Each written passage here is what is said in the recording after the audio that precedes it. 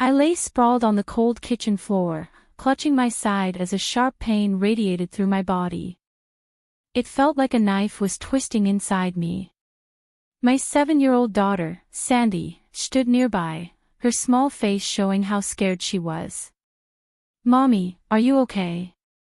Sandy's voice shook, barely louder than a whisper. I tried to sound calm despite the pain.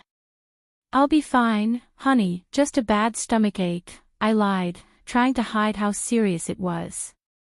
Footsteps echoed through the hallway as my husband, Tom, appeared in the doorway. His face showed annoyance instead of concern. He was ready for his trip, holding his suitcase. "What's going on, Janita? Why are you on the floor?" Tom asked, sounding annoyed. "I think it's appendicitis, Tom. It's really bad. We need to go to the hospital," I managed to say, each word hurting me. He scoffed. "Appendicitis? You're probably overreacting. It's likely just indigestion."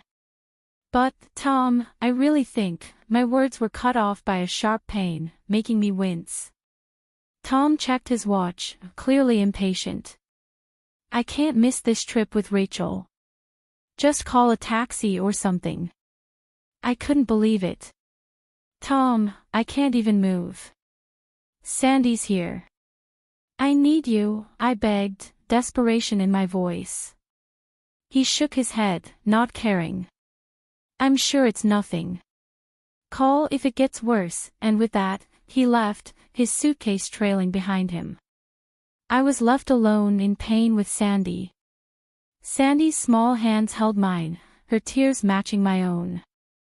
"Mommy, don't be sick. You have to be okay," she cried. I gathered what little strength I had and pulled Sandy close. "I'm here, darling. Mommy's here." With Tom gone, I knew I had to act. With shaking hands, I grabbed my phone and called the only person I knew I could count on, my brother, Daniel. The phone rang, its sound piercing the quiet kitchen.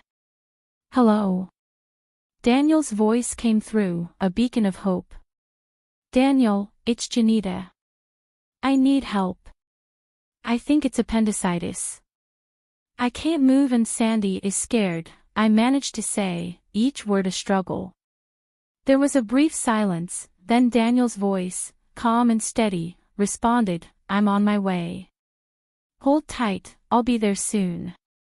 Leaning against the cold tiled floor, I closed my eyes, trying to endure the pain. Sandy nestled close to me, a small comfort in the midst of turmoil. In that moment, a determination grew inside me. Tom's abandonment during my crisis wouldn't be forgotten. It was a deep hurt, a betrayal that marked a turning point. As I waited for Daniel, one thing became clear: things would change. In the hospital bed later, surrounded by sterile walls and beeping machines, a sense of calm settled in. The surgery for my appendicitis went well, but Tom's emotional absence still stung.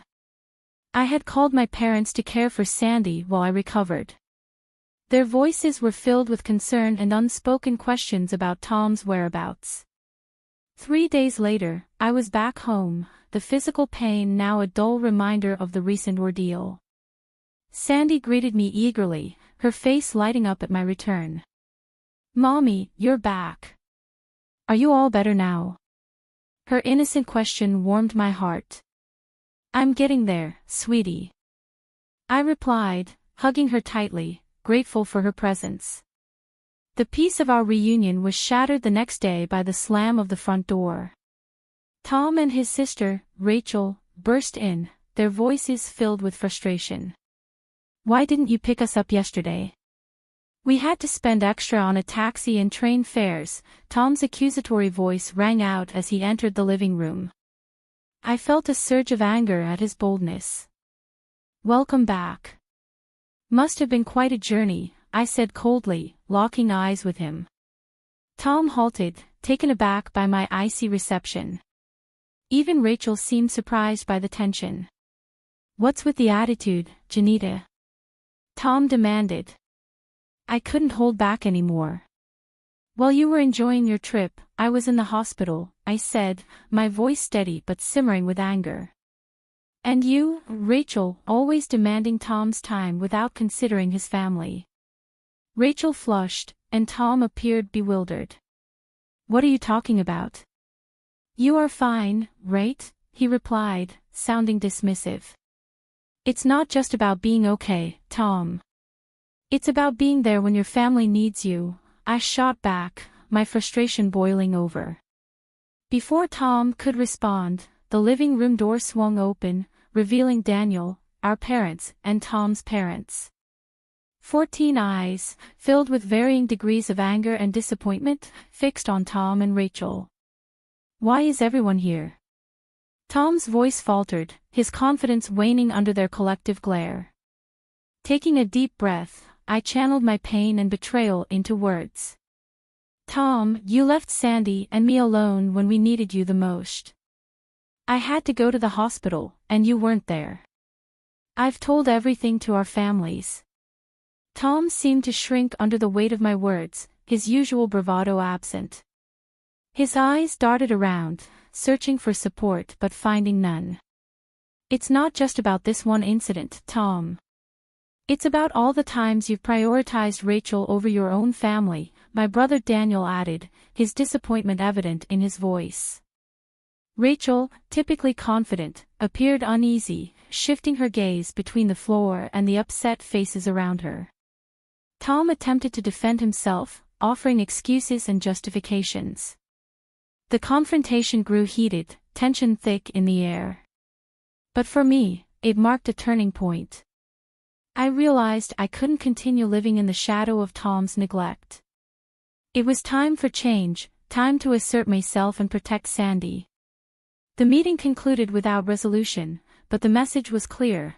I had the support of both our families, and Tom's careless facade had been shattered.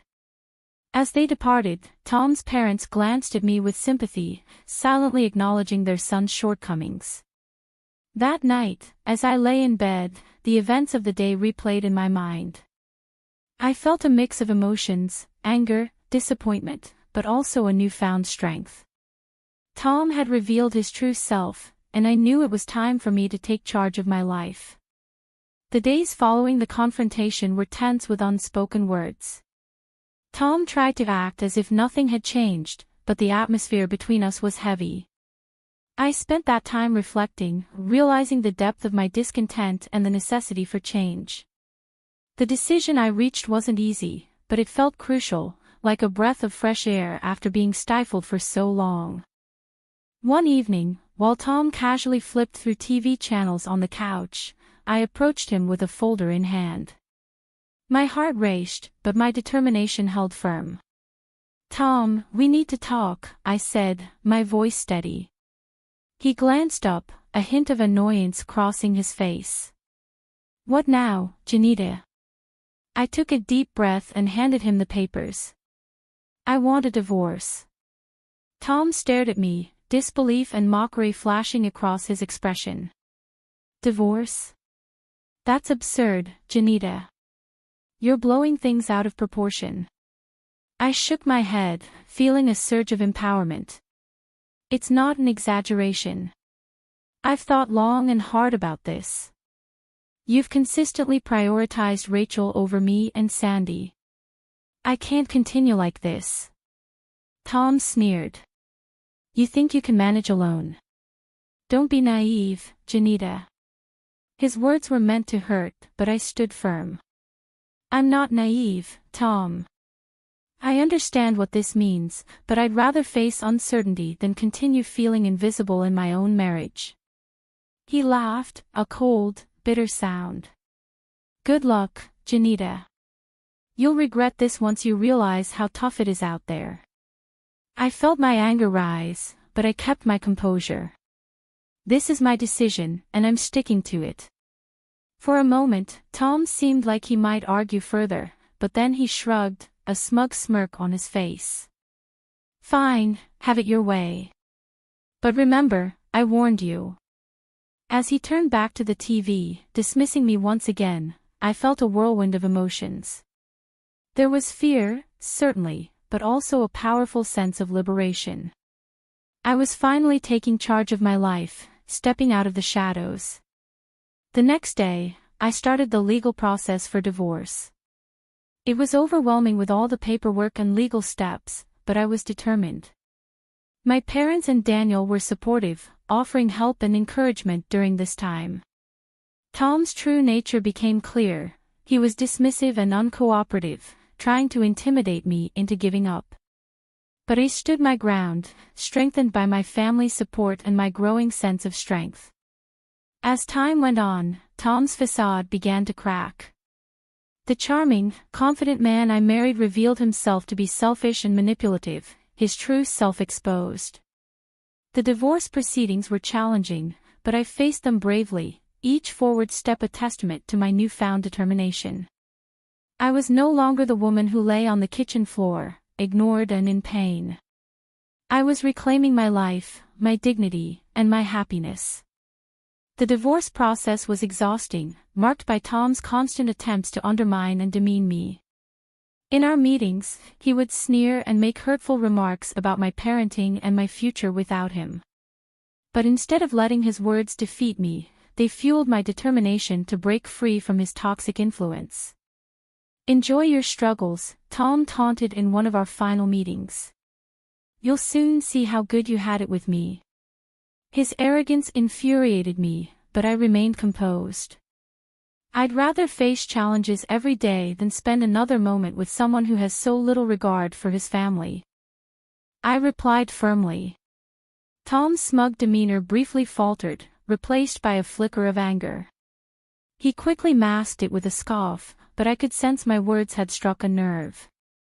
The day the divorce was finalized brought a strange mix of relief and nervousness. I was finally free from Tom, yet the road ahead seemed daunting.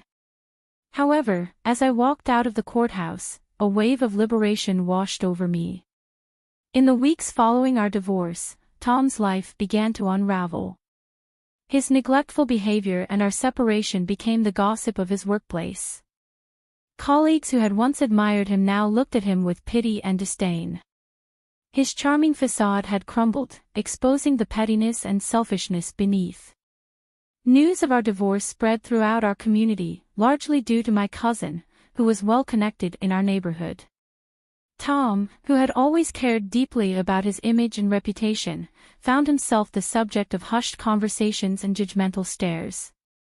Rachel also faced criticism. Her role in our marital problems was now public knowledge. Friends and neighbors began to regard her with suspicion and disapproval. The bond she had with Tom, once unbreakable in her eyes, now seemed strained and uneasy. One evening while picking up Sandy from school, I overheard a heated argument between Tom and Rachel outside their house. Their voices dripped with blame and resentment.